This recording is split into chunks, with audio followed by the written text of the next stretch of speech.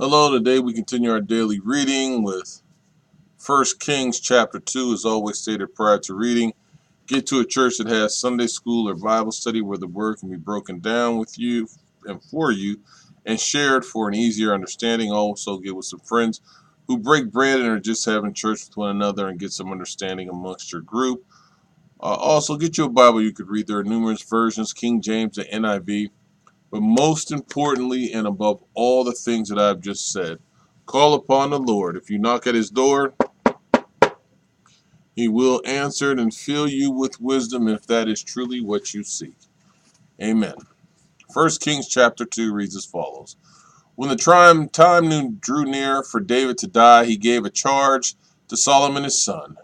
I'm about to give the way of all the earth, he said. So be strong, act like a man, and observe what the Lord your God requires.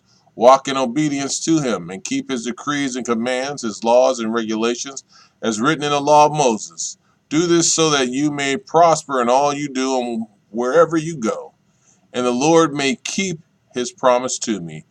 If your descendants watch how they live, and if they walk faithfully before me with all their heart and soul, you will never fail to have a successor on the throne of Israel. Now you yourself know that Joab, son of Zeruiah, did to me what he did to the two commanders of Israel's armies, Abner, son of Ner, and Amasa, son of Jether. He killed them, shedding their blood in peacetime as if in battle.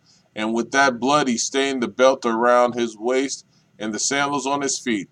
Deal with him according to your wisdom, but do not let his gray head go down to the grave in peace. But show kindness to the sons of Barzillai of Gilead, and let them be among those who eat at your table. They stood by me when I fled from your brother Absalom. And remember, you have with you Shimei, son of Gera, the Benjaminite from Bahurim, who called down bitter curses on me the day I went to Mahanaim. When he came down to meet me at the Jordan, I swore to him by the Lord, I will not put you to death by the sword. But now do not consider him innocent. You are a man of wisdom. You will know what to do to him. Bring his gray head down to the grave in blood. Then David rested with his ancestors and was buried in the city of David. He had reigned 40 years over Israel, 7 years in Hebron and 33 in Jerusalem. So Solomon sat on the throne of his father David, and his rule was firmly established. Now Adonijah, the son of Haggith, went to Bathsheba, Solomon's mother. Bathsheba asked him, do you come peacefully? He answered, yes, peacefully. Then he added, I have something to say to you. You may say it, she replied. As you know, he said, the kingdom was mine. All Israel looked to me as their king, but things changed, and the kingdom has gone to my brother. For it has come to him from the Lord. Now I have one request to make of you. Do not refuse me. You may make it, she said. So he continued, please ask King Solomon. He will not refuse you to give me Abishag the Shunammite as my wife.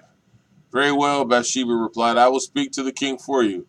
When Bathsheba went to King Solomon to speak to him for Adonijah, the king stood up to meet her, bowed down to her, and sat down on his throne.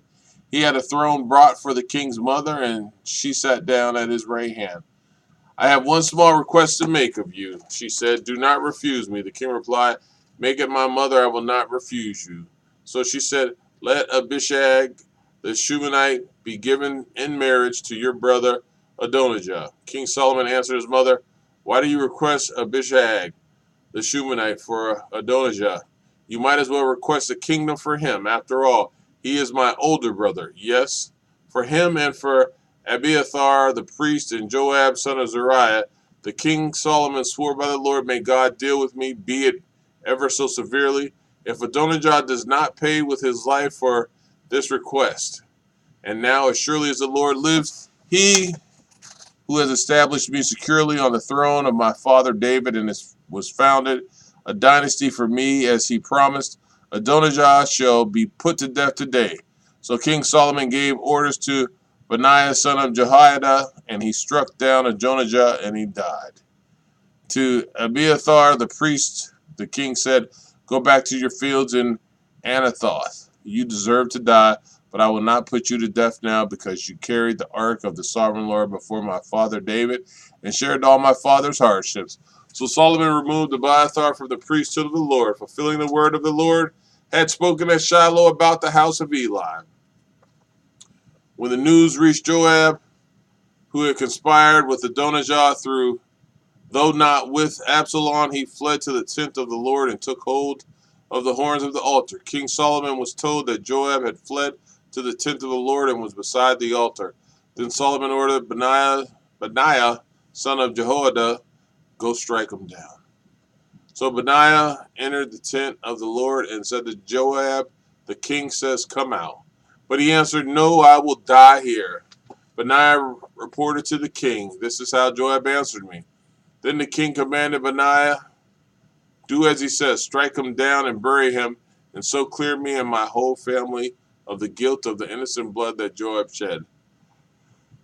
Oh, excuse me. The Lord will repay him for the blood he shed, because without my father David knowing if he attacked two men and killed them with the sword, but of them Abner, son of Ner, men and killed them with the sword, both of them, Abner, son of Ner, commander of Israel's army, and Amasa, son of Jether, commander of Judah's army, were better men and more upright than he.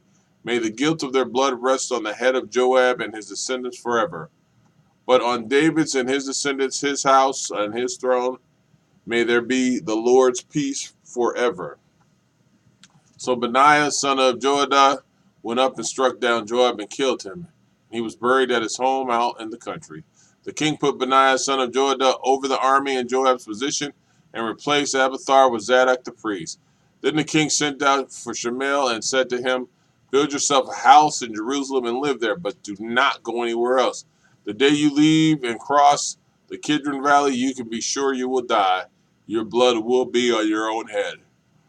Shemuel answered the king, what you say is good. Your servant will do as my lord the king has said. And Shimei stayed in Jerusalem for a long time. But 3 years later, two of Shimei's slaves ran off to Achish, son of Maacah, king of Gath, and Shimei was told, your slaves are in Gath. At this, he saddled his donkey and went to Achish at Gath in search of his slaves. So Shimei went away and brought the slaves back from Gath.